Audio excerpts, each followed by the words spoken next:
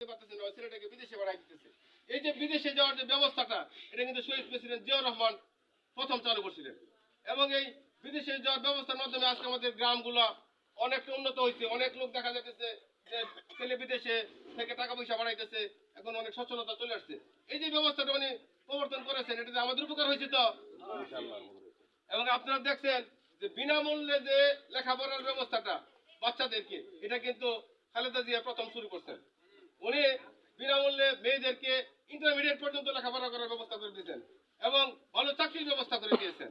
এবং আপনারা জানেন যে খালেদা জিয়া সরকার প্রথম এই যে বয়স্ক লোক যারা টিপ দিতেন, ছাপ্পা দিতেন আগে, এই তাদেরকে অক্ষর জ্ঞান সম্পন্ন করেছেন কিন্তু খালেদা জিয়া। খালেদা জিয়া বয়স্ক শিক্ষা ব্যবস্থা চালু করেছিলেন এবং ওই শিক্ষা ব্যবস্থার মধ্যে বর্তমানে বাংলাদেশে কোনো লোক অশিক্ষিত নয়, অন্তত উনি অক্ষর জ্ঞান সম্পন্ন লোক হলেও আছে। এই যে কাজগুলা ওনার পিতামাতারা করেছেন,